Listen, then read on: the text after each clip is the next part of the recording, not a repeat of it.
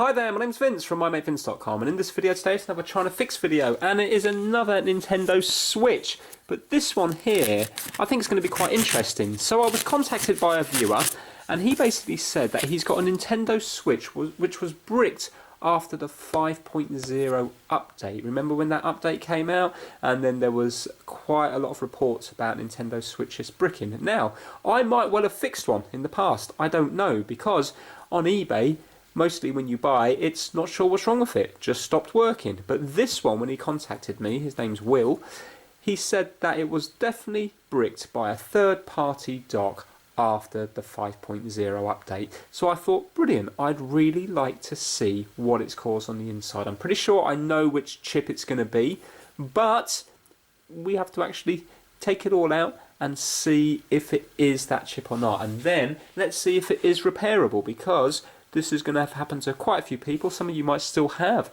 a broken switch lying around the place. So I thought it would be an interesting one. So I don't normally accept donations from people, but I thought with this one it would be a good one, because I just think it's going to be interesting to actually have a confirmed bricked switch to see if that is fixable or not. So let's open it up and see what's what.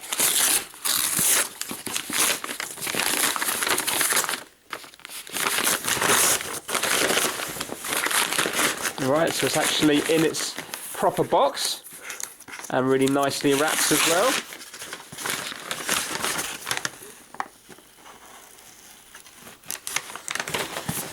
Excellent. So Will is from America, but the good thing about the Nintendo Switch is it's not region locked, so it will still work fine in this country here. Let me just see this little letter here. Right, okay. I hope Will doesn't mind me showing this. How good is this? Right, okay. Let's read this out. Hey Vince, as it turns out, I still had a box for the Switch, so I thought that would be the best to ship it in. I also added some other bits and bobs, some American candy bars. That's great. Not sure what you've got there in the UK. It's been a while since I've been there, though I'll be there next month on holiday. A set of X-Acto knives. I think they're those sort of hobby knives, aren't they? I've had sitting around forever, and some pattern duct tape in case you're going to make another mini.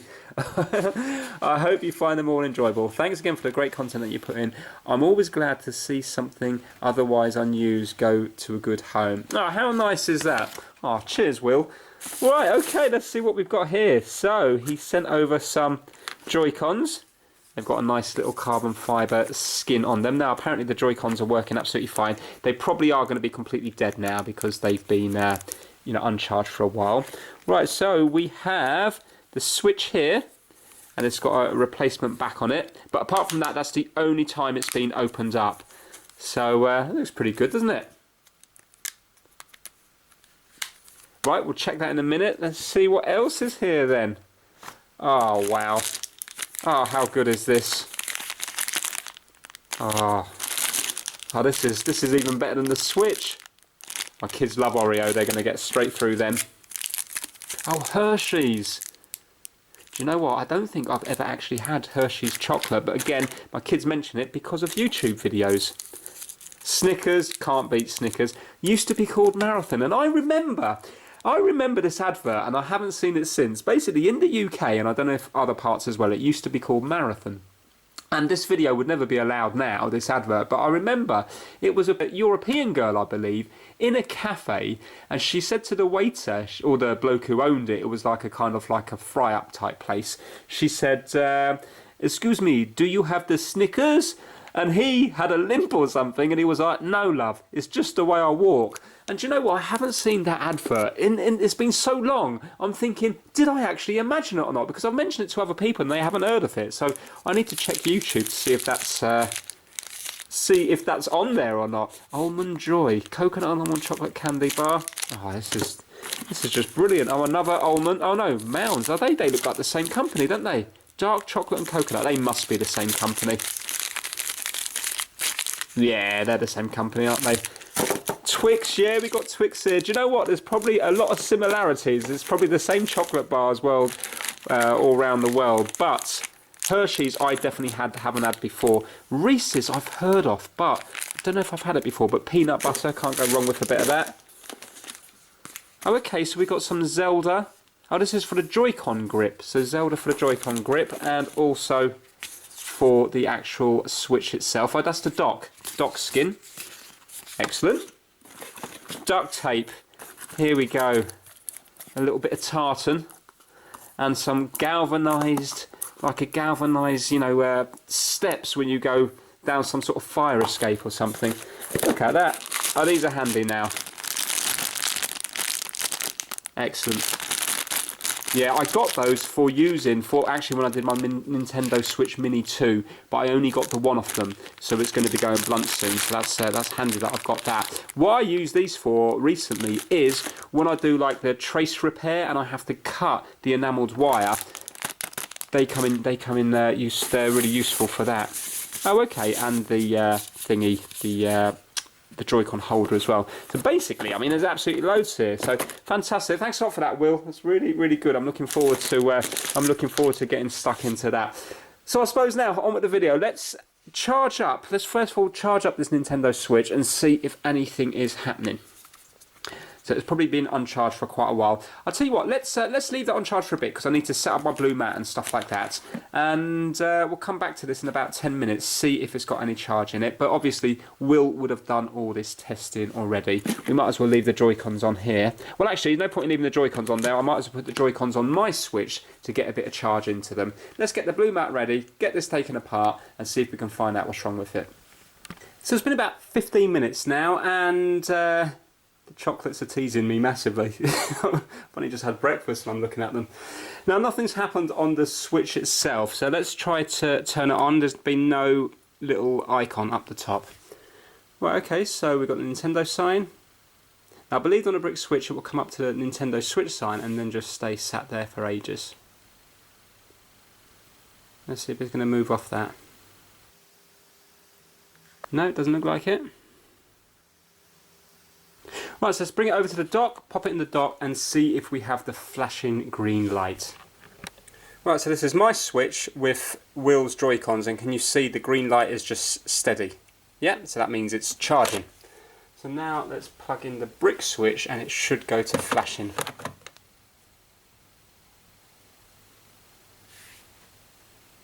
There we go. Flashing green light, yeah. And basically that will stay flashing now. Even if I was to plug my Switch back into it, it would just keep on flashing. Can you see now it's kind of thrown a wobbly with the dock. So what we have to do is just take the power out of it. So pop the power out, power back in, and now my Switch will work fine again. Yeah, there we go, steady green light. Right, let's turn this fully off. Remember, all these tests would have already been done, so I'm holding down the power button now.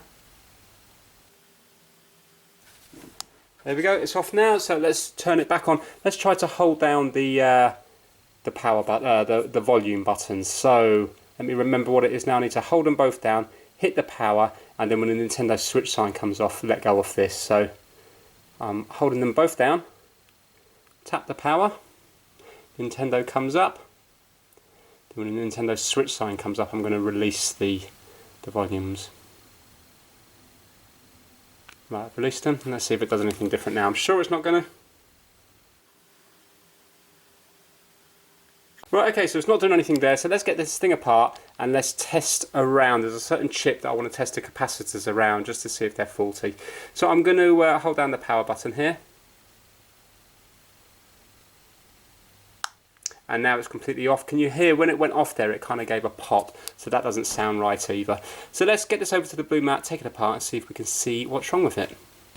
Right, okay, so I'm all set up now, so let's take this apart and see if we can find anything. So now, to take a Nintendo Switch apart, you need a tri-wing screwdriver to undo the screws here, here, here and here, so 4 at the corner. And then you need to undo 2 screws at the bottom, you need to undo a screw at the top, a little screw here, these are all crosshead screws, and then just the middle ones of the Joy-Cons. You don't have to undo all of them. So let's do that.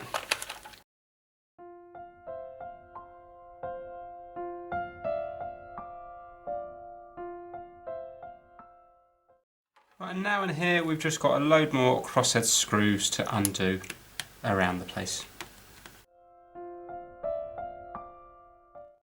Right, so we're into it now, so I'm not going to undo anything else just for the moment. The chip I want to concentrate on is this little one here, because I believe that's the one that normally goes when a switch is bricked. Now, I do believe I have had a brick switch before, but it was when I first of all started doing these repairs, and I took it off, but when I took it off, I also took off quite a few, well, I think I took off nearly all the capacitors and the resistors. Can't remember, I don't think I used flux, didn't think I had flux.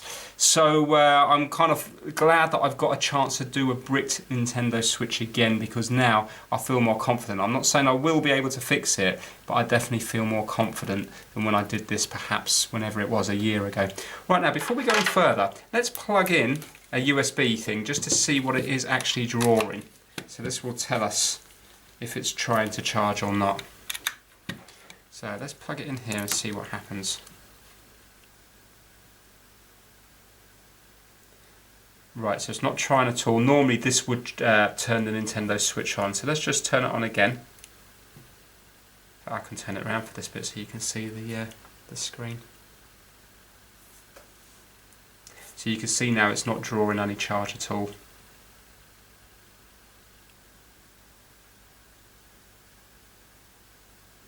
Yeah, so it's definitely not trying. Let's just turn this around the other way, just in case there's a problem with the USB port. No. Okay, so you can see that it should be about 0.4, and then when the switch turns on, it should go up to 1.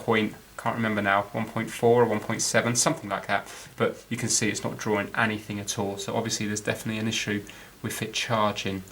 Yeah, let's turn it off. I didn't hear the popping sound that time.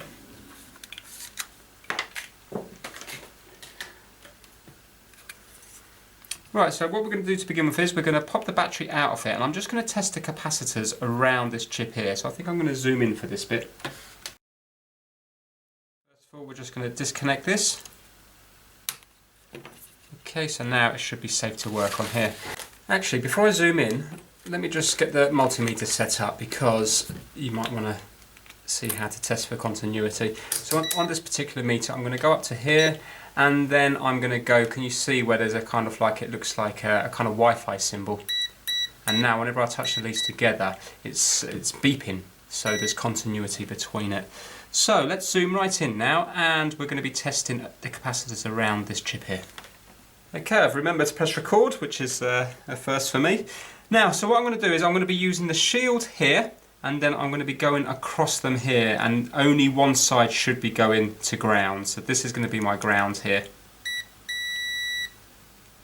Okay, that's right. That's right. It's okay. There you go. Okay, that's not normal. So it's either going to be the capacitor at fault, or it's going to be the pin here. So this pin here shouldn't be going to ground, because this one is already going to ground, isn't it? So now we've got both of them going to ground. Okay, so that pin shouldn't be grounded, but it could be the capacitor or it could be the chip.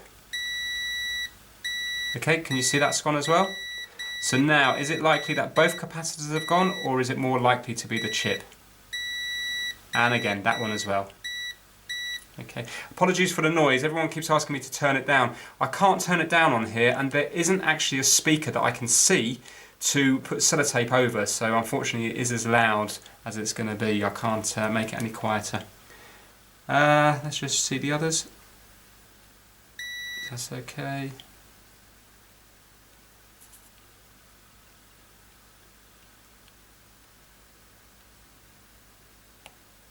Okay, well that's not... Hold on. Well, that's not doing anything. Probably because look, it's not going through here. So obviously that's not needed. Right, okay. So we've got quite a few capacitors here. So we've got, hold on. So we've got this one, and this one. So it looks like this side here is shorting where it shouldn't be.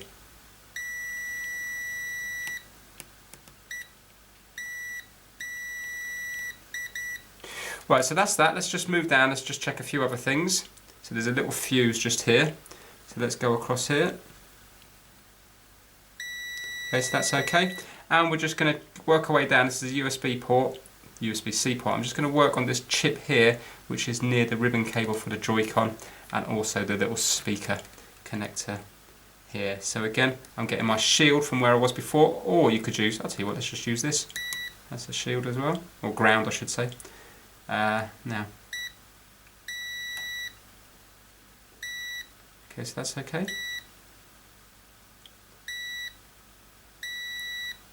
Well, I think they're okay. I don't think we need to test any further just yet. I mean, there might be a problem with the video chip and stuff on the other side, but right now, initial testing says that this chip is faulty. So no matter what, we're going to have to change this out. There is a chance it could be the capacitors, but because it's on 1, 2, 3 of them, I'm certain it's the chip. Well, I'm not certain. I'm thinking it's the chip rather than them. So rather than mess around with these, I know it's harder to take this off, but I am going to take this off because I think it's more likely that this is faulty. So we're going to take this off using flux and some hot air, and then we can test these capacitors again. If they're still showing a short across them, then that says to me, obviously it's not the chip, and it's either going to be the capacitors or something else causing the problem. But right now, everything's pointing towards this chip here. So what we're going to have to do is we're going to have to take this board out completely. So I'm going to have to undo all the other screws. I'm going to pay real attention, do this really carefully here, because this one is a bit of a nightmare. This is for the LCD. And yeah, that would be it. So let me just quickly talk you through in case you haven't seen these videos before. This one here, ribbon connector, is for this Joy-Con rail here. This ribbon cable is for this Joy-Con here. This one here is for the backlight, okay, the backlight. This one here is for the touchscreen of the LCD. This one here is for the LCD. This ribbon cable sort of connector here connects up all this one to the board. So this is your card reader and also headphone jack. We have a ribbon cable just up here, which is, let me get this right now, I believe the top one, I hope this is right, the top one is for the power button and the volume up here, and the bottom one is for the fan. But it will become obvious when you take off the heat pipe here. I think that's about it really. So let's undo all the screws.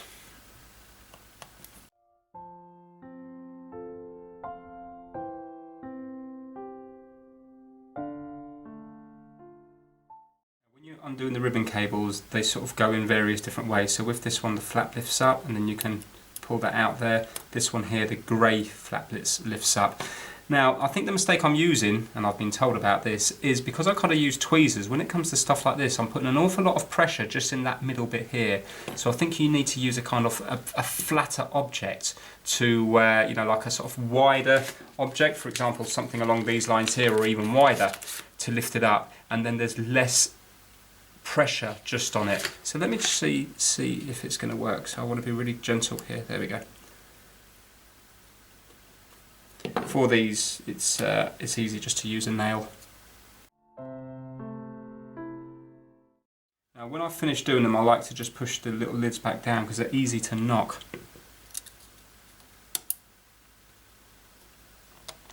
Got little antennas here for the Bluetooth and the Wi-Fi. Can't remember which ones are which, but basically this one goes to the board here. So if you want to remove this one, you've actually got to heat the screen and remove the screen. If you want to remove this one here, it's easy. It just winds its way up here to this board here. These are little speakers here, here and here. Right, sometimes it fouls a bit on the fan when you take it off, and this bit has to come out last because it slots into the USB. The housing on the bottom here, you can see it sort of surrounds a USB, so you take it out like that. Right, so that's it out. So now we can put this to one side. Should we check the battery? Yeah, we can check the battery, can't we? So I've got my meter to DC volts. Black to black, red to red. 3.9 volts, yeah, I'm sure that's going to be absolutely fine. It's the same on the outer two and the inner two red and black wires. So let's put this to one side. Right, I'm just going to have a quick check at the capacitors around this video chip here, just to see what's happening.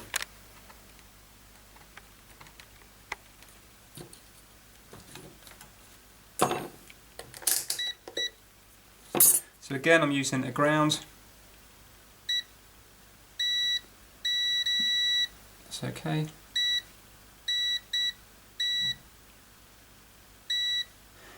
And I'm just going to go across some of the others.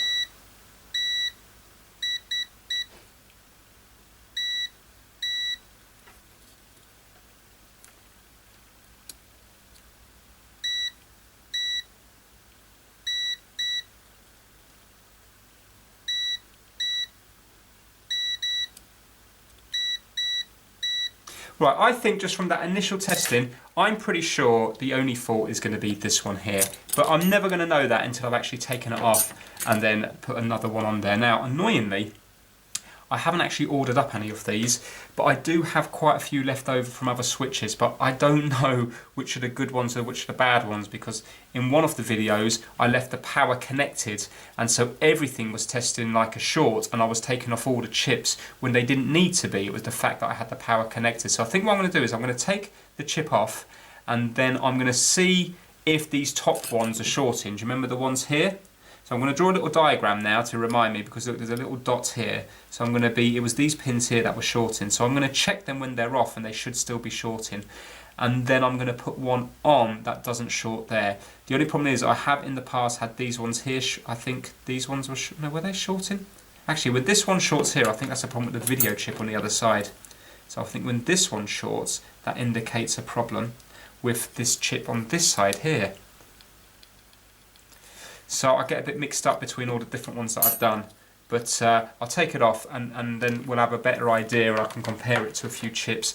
Obviously, if I put a chip on and it's not working, then maybe I'll put another one on, then I will have to buy a chip off eBay. Right, just to make it a bit neater for myself, I'm going to have to put new thermal paste on anyway. So I'm going to use some IPA, and I'm going to take this off here, because otherwise you can see I'm going to end up getting it all over my mat and all over my fingers and stuff. Okay, so this is the IPA here. It is 99.9% alcohol. While I have this out, I might as well do the heat pipe and also the outer casing as well.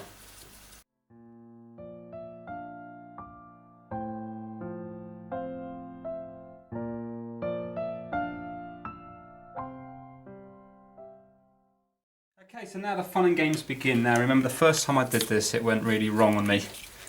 So I'm slightly nervous about doing it, but I'm definitely more confident than I was before. So we've got some flux now. This is the flux I'm using. Let's place it all the way around this chip.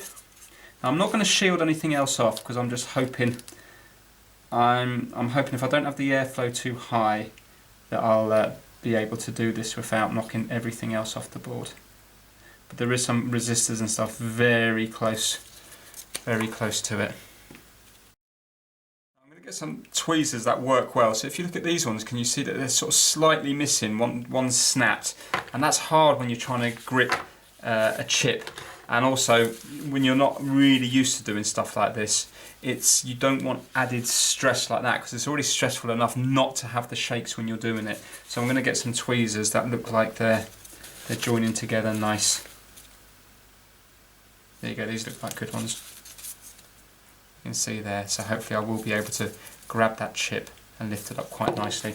Now I'm just going to make a quick note on a bit of paper which way round it goes, because you can see that there's a dot. There's a dot here in the top corner.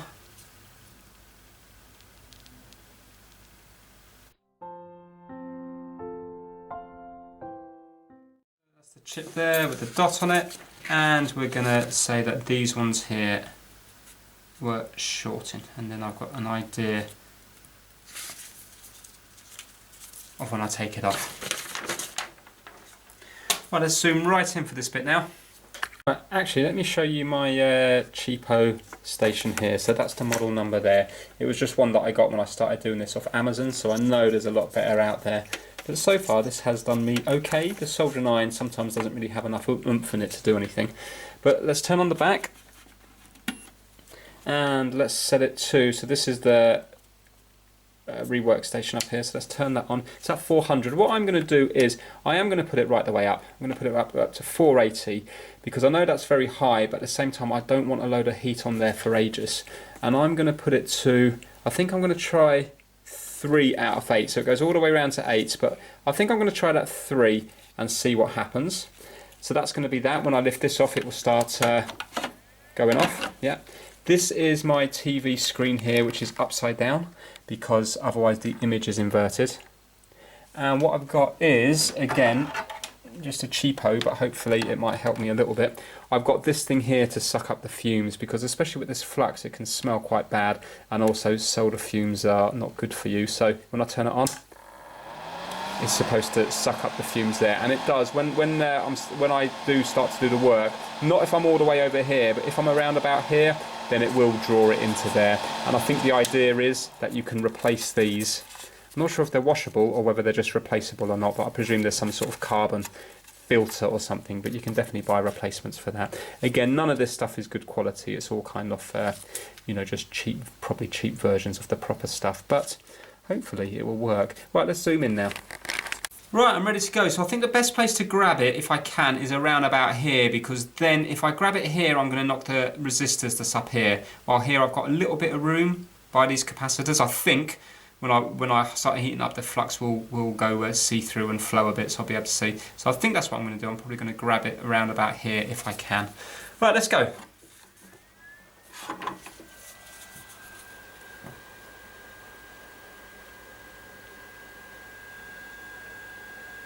Turn my fan on.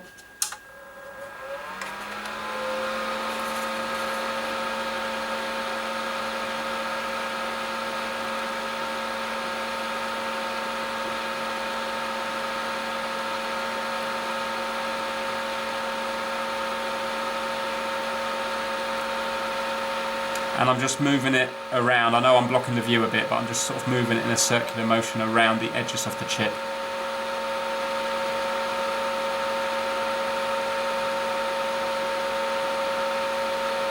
And every now and then I'll just give it a little nudge just to see if it's ready to come off yet. Apparently you should be able to tell when the solder goes shiny, but I still kind of struggle with that a bit.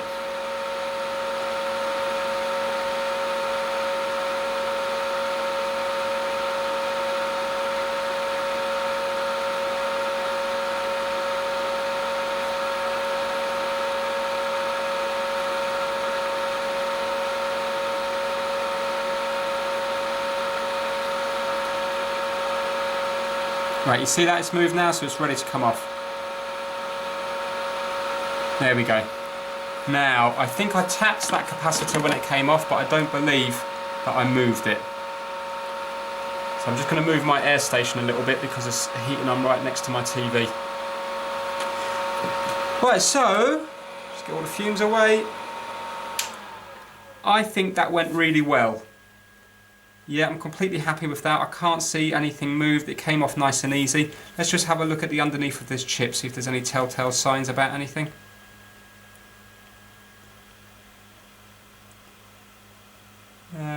No, but what we can do is we can test those pins, can't we? So remember now, let's move this out of the way. Remember we had the dots. Where's the dot gone? The dot's there. So if the dot's there, let's do it so it's this one up here we want to be testing. This side up here. So let's flip it over nice and straight. Makes it all sticky. Right, let's go across these pins here now and see if they're earthing to the middle one. So this is going to be the ground in the middle. I've got it to continuity. So now remember it was this side, wasn't it? So I think the first one was okay. Ooh, interesting. Now, why is that not shortened? Have I got the right side?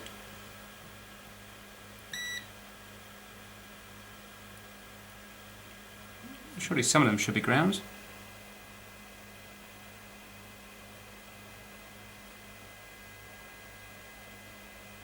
Right, okay, well, they're testing okay, unless of course my meter is not picking it up because it's not sensitive enough. Let's now go back to here and let's test the capacitors around here, see what they're doing.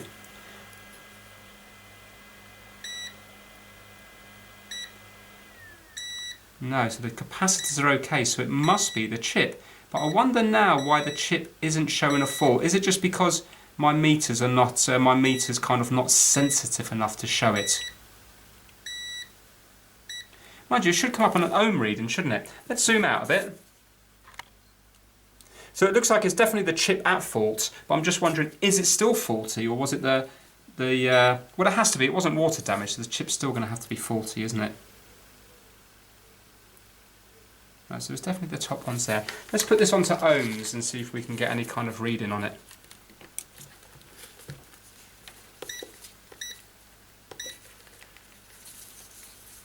Right, so it was, which one was it now? Let's see. I need to get my eye loop on that now. The second, third and fifth pin along, because that's where these capacitors go to. So from here, it should be, I'm going to have to zoom in because I can't see. Mind you, if I zoom in, you can't see the meter, so let's just struggle with it. So the first one, let's just see what the first one's testing. Right, nothing, but the second one should be showing something. Hold on, put the leads together. Right, okay.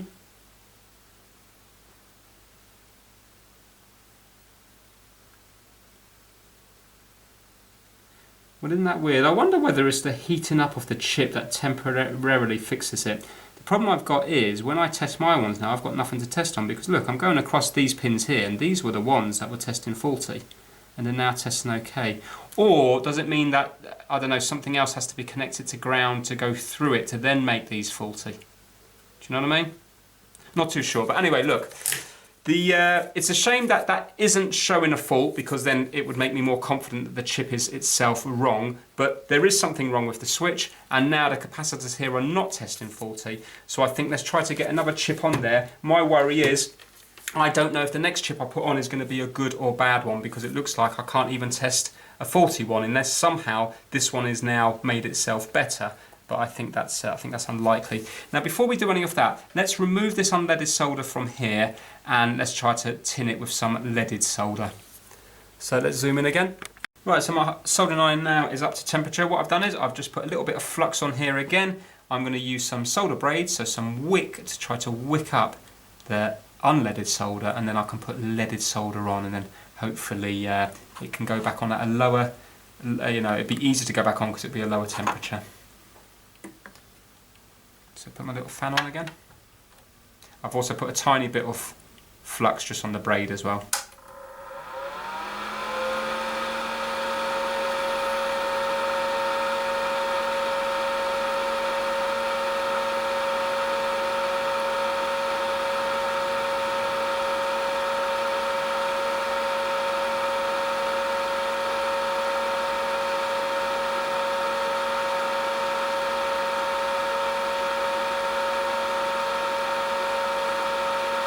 Now, when you're doing the pads here, try to do them in line. So rub your soldering up and down, iron up and down in line. But it's kind of easier said than done, because obviously there's tiny resistors and stuff up here.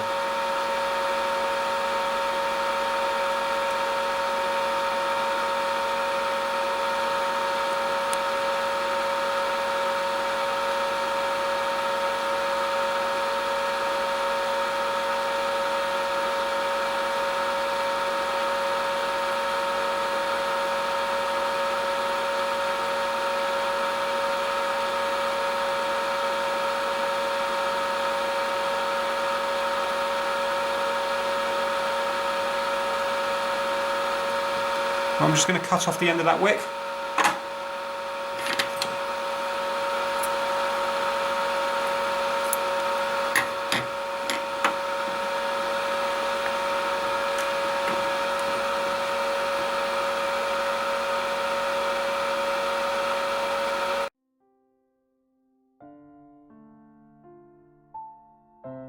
Well, okay, I think that's just about clean. There's a couple of little bits left, but that's no problem.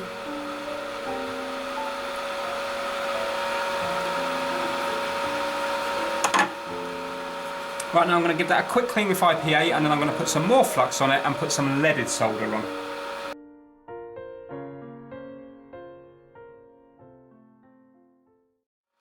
Right, okay, so that's all cleaned off now. Let's try to put some leaded solder on it. And the solder I'm using is 0.5 millimeters.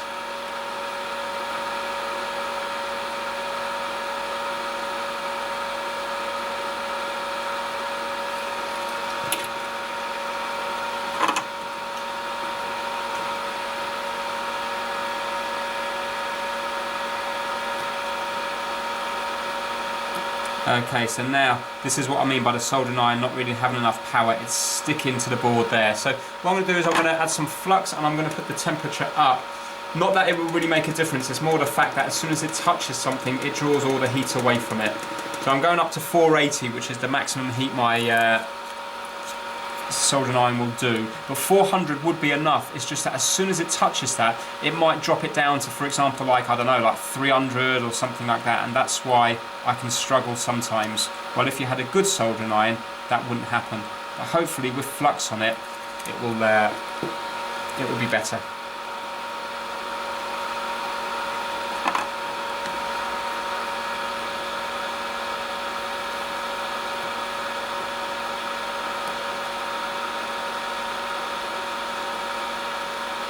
No, I'm sticking to it, you see. So what I'm going to have to do is I'm going to have to let my soldering iron cool down, and I'm going to have to actually use a bigger tip to get more heat into it, because the tip I'm using is too small to put enough heat into the board. So I'll be back to this in a little bit. Right, okay, my soldering iron is back up to temperature again, and it is 480 degrees. You can see it's a bigger tip now. So I hope this doesn't go wrong on me. There you go, can you see that that's gone on there better?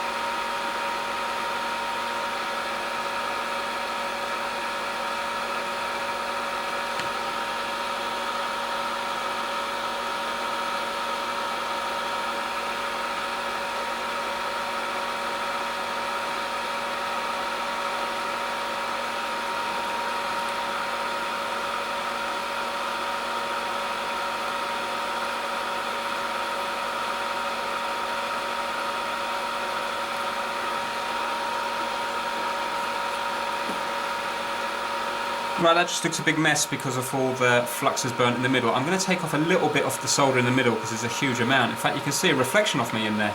Hello! So let's get rid of some of that.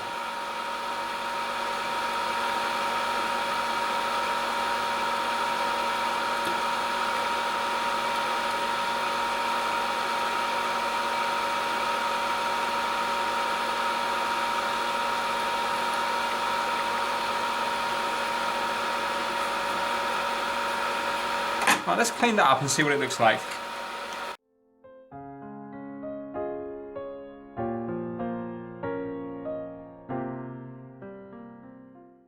Right, okay, I think that is okay. I can't really tell what's gone on and not with it. This one here looks a little bit funny. I'm just going to tap that top on there.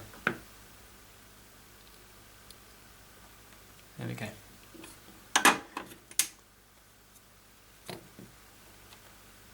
Yeah, I don't really know how much solder's gone onto it or not, but I'll give it a go. So now what I'm going to do is I'm going to see what chips I have and then try popping one of them on there and see if it works.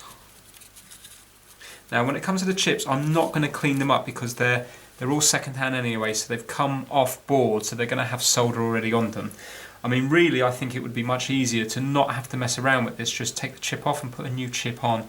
It's just that a lot of people do recommend putting leaded solder on here because I think it does make it easier to put the next chip on, and as well, although leaded solder is bad for the environment, it's good because I think it's like a strong connection. But saying it's bad for the environment, is it bad for the environment when, for example, all those PlayStation 3s and Xbox 360s and newer consoles as well, BGA chips are failing because of unleaded solder? If they were all done with leaded solder, then a lot of them wouldn't be getting put into landfill. So I wonder long term whether, don't get me wrong, for the people in the factories, obviously unleaded solder, but I wonder now, as far as the environment's concerned, is it better to have leaded solder or unleaded solder?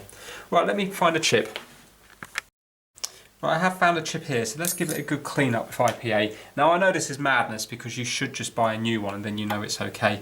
It's just that I'd like to get this video done. I'd like to get this video done today rather than waiting for ages for one to arrive. So if this doesn't work, what I'll do is, I mean, I don't have to keep filming every single part of it. If it doesn't work, you've seen the chip come off and you've seen the chip go back on, I can then just, you know, fast forward through putting on another one or two until I get one that hopefully does work. I've picked up the wrong chip here. Yeah, that's definitely not the right one. Right, okay, let me get another one. Right, I found another. Pretty sure this is the right one. There was so much flux on the top of it I couldn't see because it was just a sticky mess.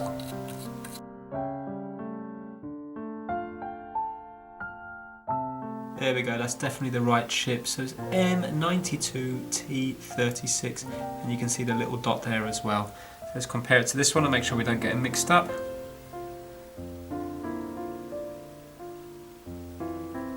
You go M92 and you can't see the rest because of the flux. That is the same chip. Okay, so what we're going to do is we're going to put some flux on here.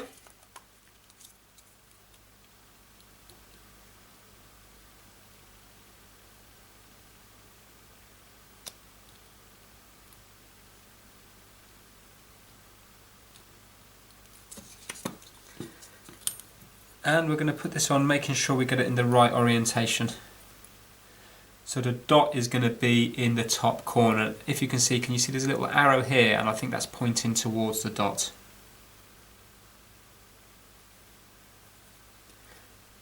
if you have a look now, can you see the dot there? So I'm going to roughly get it into place and then when I start applying the heat I'm hoping surface tension will pull it in to the correct, to where it should be, hopefully. Because solder will want to stick to solder. But obviously if I had a whole row off then it would probably stick like that, so I need to kind of make sure it's in the right way. But when I start putting the air on this it might end up going flying around the place everywhere anyway.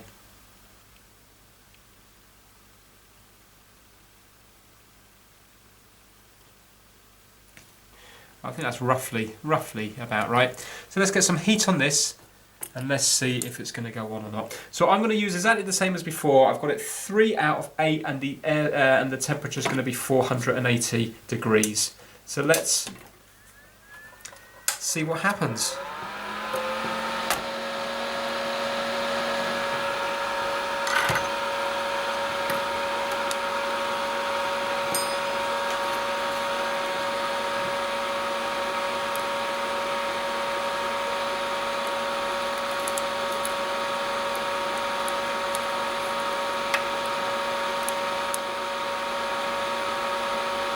So hopefully I'll know when it's done because it will be kind of dancing on the solder and when I give it a little nudge it will go back into the same place.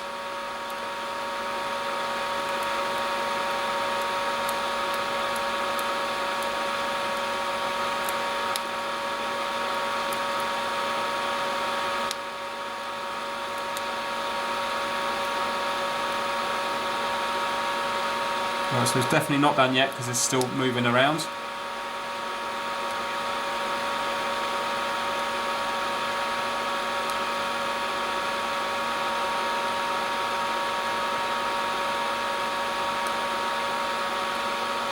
Right, now the solder looks shiny to me now, so I'm hoping it's going to be nearly done. There you go, can you see now it's moving? Look at that. There, and it moves back again. So that says to me that that is now done. Apparently you only need to do one corner. Because if it's gone on one corner, then I think if it goes back in one corner, I've been told that you only need to test it on one corner. Not too sure why, I suppose it means the whole thing's floating. Let's get the rest of the fumes up. Now what I'm going to do is let that cool down for a couple of minutes, and then I'm going to get the IPA, give it a good clean, get rid of all that flux, and then we'll have a look, make sure it's in the correct orientation, and also make sure that make sure it looks kind of equal on both sides. It's hard to see at the moment because there's so much wet flux around the place. Now I'm filming this on a normal little Sony tiny little camcorder. The model number is, let me see if I can read it out, it's HDR-CX280. So CX280. I've had it for years, it wasn't expensive, but the good feature of it is that it's got a macro feature. So when you go into, for example, the menu, and on the camera it goes to macro and then it zooms right in. And then out of it, I've got a HDMI cable, so it's got a little micro HDMI, or I think it's a mini. I think it's got a mini HDMI cable on it, which outputs the signal to a TV. So I've got it plugged into whatever it is, a 22-inch TV, so I can kind of see it on the big screen. So right now, the chip that I'm looking at here might only be, I don't know, like 8mm across or something, but on my TV in front of me, it's more like kind of 5 centimeters across, so it makes it much easier to see. Not as good as a microscope, but not far off. And for me, it's kind of easier to work because I haven't got to look through a microscope. Well, hopefully that's cooled down sufficiently now. Let's give it a clean.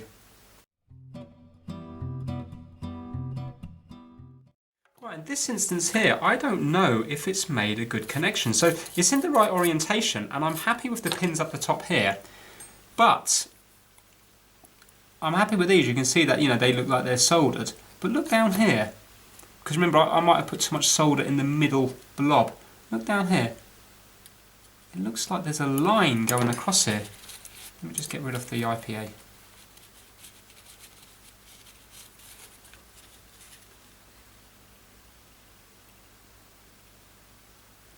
I don't think they've made a connection. Because look, there's a gap, isn't there? Chip looks like it's too high up, there's a gap. So what I'm going to do is I'm going to change the tip of my soldering iron to a small one. I'm just going to run it across here just to see if that will bring it together or not. Look, it looks like there's gaps here as well. I don't know, I mean, it could be just a play on the light. See what I mean? It looks to be above.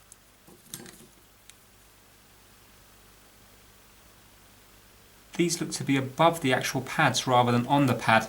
So really, maybe what I should have done in this instance, I should have pushed down, where's it gone? I should have pushed down the chip in the middle when it was warm.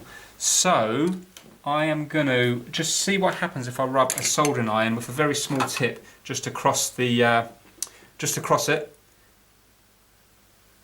See if that brings them together. If not, I'm going to have to heat it up again and then try maybe pushing down. See, that's the problem when I add leaded solder to it, I kind of don't know how much to add. I'm going to add flux all around the edge again.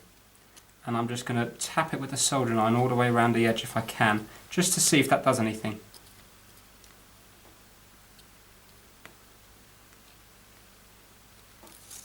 I think for this bit I'm going to lower the temperature to 425 Celsius because I'm not dealing with the massive big ground plane in the middle.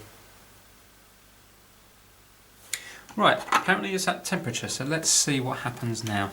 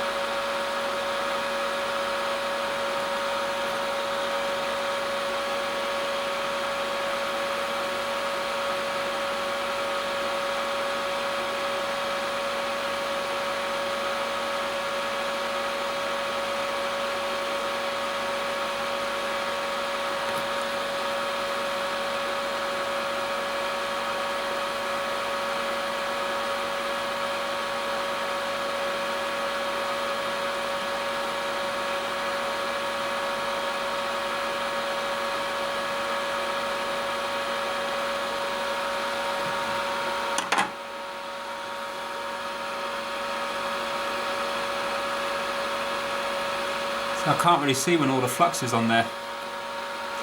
Unless I try to tap a little bit of solder on it. I wonder would that work, or is it just going to bridge everywhere?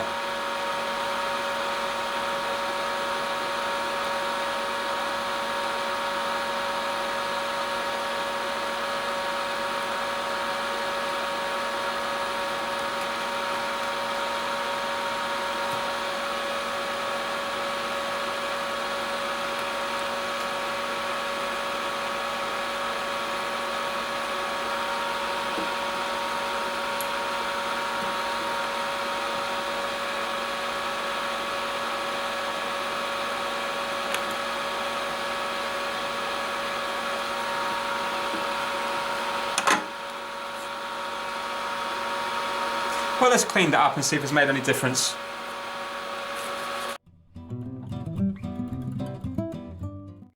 Right, let's have a look now.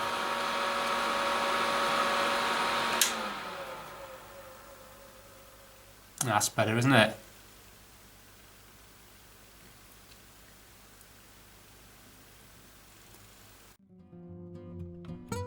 Put some can burn air on it because there's still a lot of IPA and also fibres now.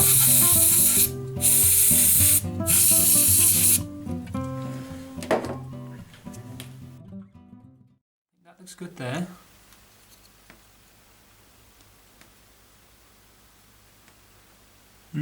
Still not sure about this here at all.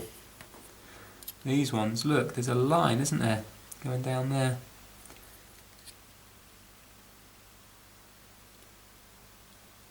Top, I think, look good.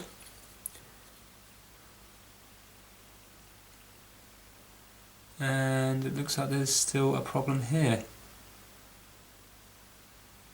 Yeah. Right, let me do that again, but I don't have to touch the bottom.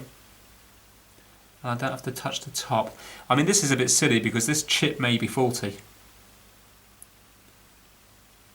Yeah, there's definitely a few pins there that don't look right. Problem is, it's very hard to get the soldering iron in because we've got this capacitor so close, so it doesn't leave much room at all.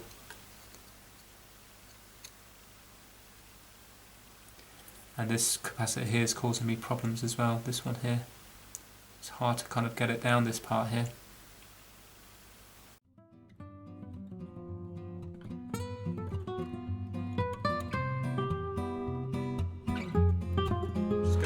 Tap my soldering iron onto some solder just to try and get a little bit on the tip.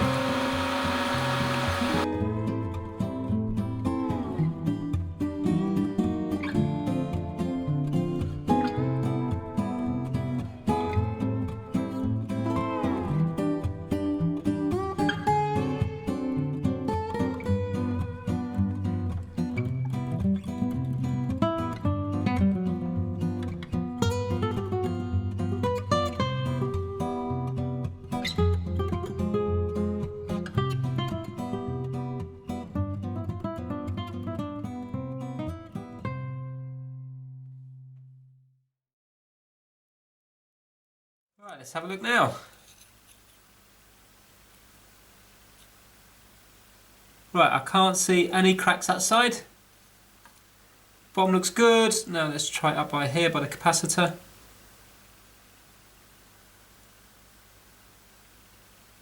Yeah, there's solder there now, isn't there? Right, so as I said before, the chip may be faulty, but it's definitely soldered on now. So let me give it one little last clean and let's put it back together and see if we have any luck. To give you a sort of perspective of scale, if you have a look here, you see this ruler here, so you can see that 1 centimetre is here. So this is 5 millimetres squared, and then if you look on each side we have however many, I don't know, I haven't counted, but we've got quite a few little tracks there each side, so you can see how small they are. We're talking about each one must be like, I don't know, 0.005 of a millimetre, or even less than that maybe. So that's why it's so hard. So when you're seeing it on screen it does look easy, but in reality it's not easy.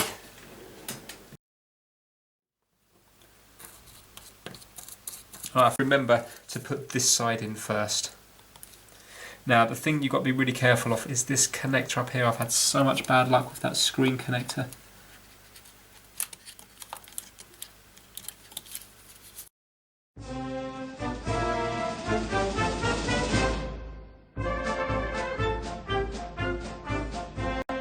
Putting more screws in, I'm not even going to put the heat pipe on because I just want to see if it turns on.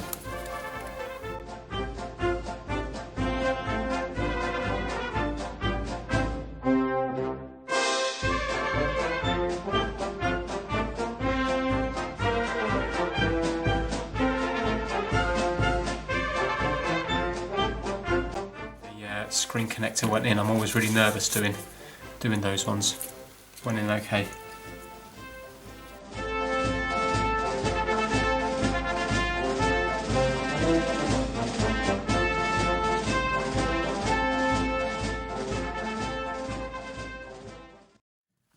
Right, here we go. Let's zoom out. Let's see what's going to happen. So let's do it first of all with the charger, and that will give us an idea. So let's pop the battery in. Right, so that's in now. Plug this in here, hopefully you'll be able to see that. And here we go. See what happens here. Yes, gone up to 41, there you go. And now it should turn itself on and it should go to 1.7. There you go, it's gone off. And now it should come back on. There you go, 1.34. So without even looking at it now, I'm confident, this might be wrong, but I'm confident it should be working. And there we have it. Excellent, fantastic.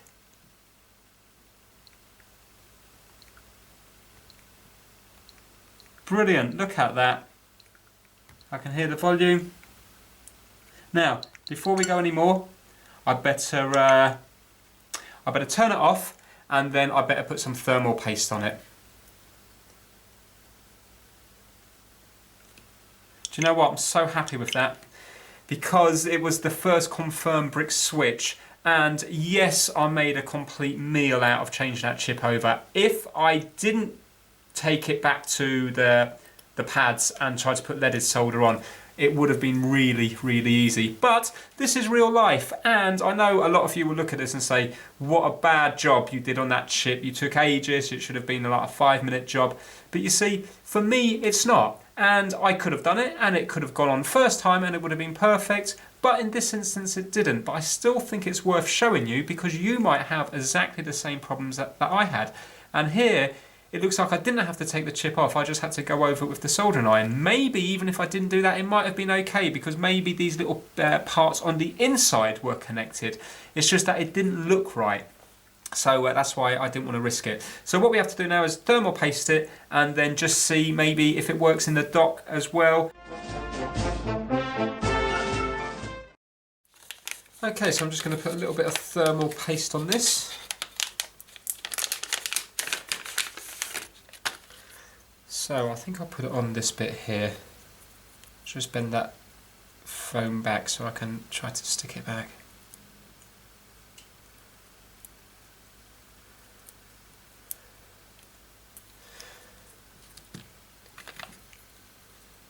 Right, so this is just Arctic MX4.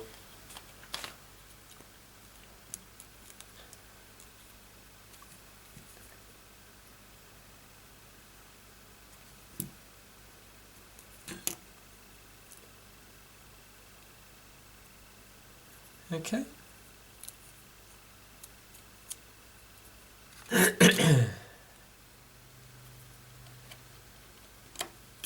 So I'm going to push the top in first and then bring it down to here. Now, I didn't put much thermal paste on there because normally people say that I use too much. So I think it's just to fill in if there's any tiny little imperfections, so then it can transfer the heat better. So it only has to be a very small little layer.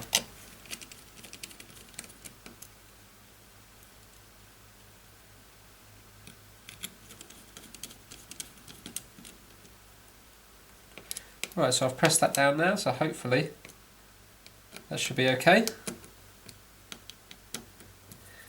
And now I'm going to put just a little bit on this heat pipe here. So remember there was quite a big lump of it here. So I'll put a little squiggle down here.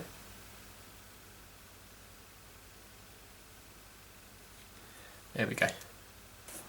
Right, so I've got everything connected up again. I've got all the screws. I haven't got any screws left over anywhere. So I think we're all good to go. That's done. Put that wire underneath. There we go. So now I can just pop this on here. Do up some screws and then I'll have to put this little SD card reader back on.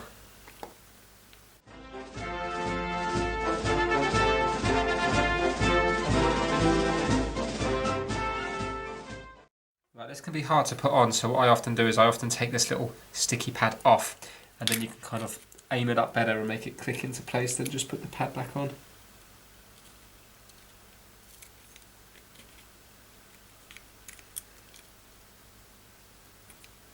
There we go, did you hear that click? So now let's put this back in and do up the screw. There we go, that was just bending the SD card circuit board up a little bit. It just wasn't located on that little pin properly. This metal shield.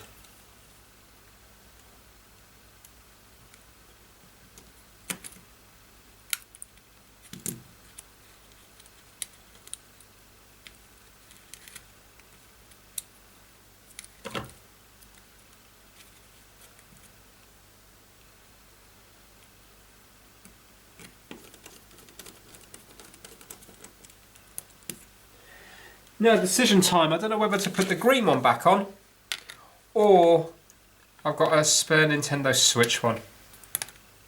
Do you know what? I think I'm going to go with the Nintendo Switch one.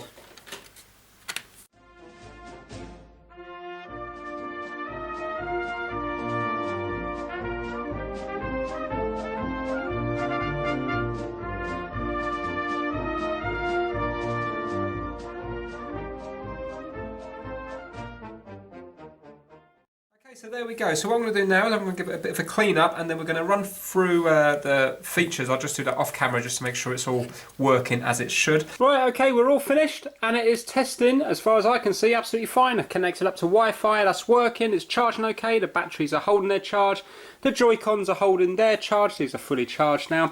And I tried a game cart in it as well, you can see top left there.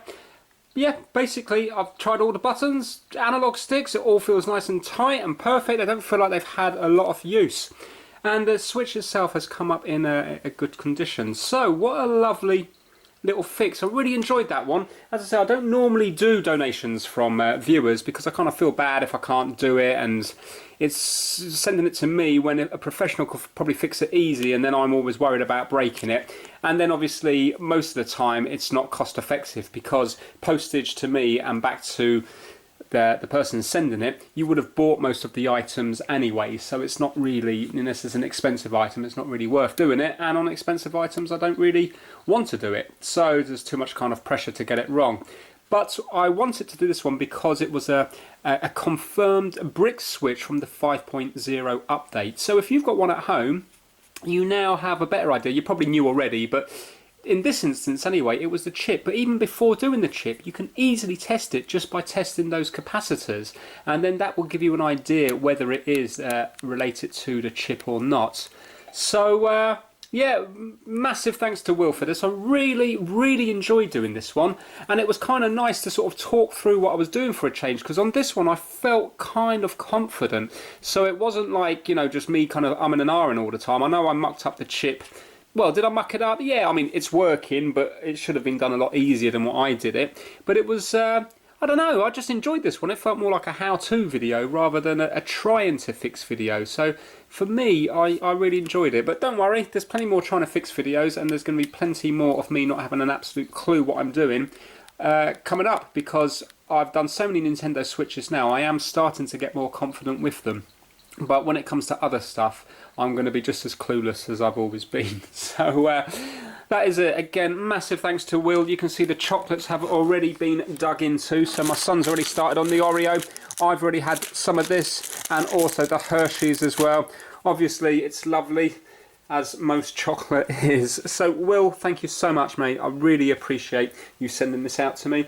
And thanks to everybody that watched it. Hopefully you did enjoy it. If you did, please give it a thumbs up and please subscribe for more Trying to Fix videos. Thanks so much. Take care. Bye now.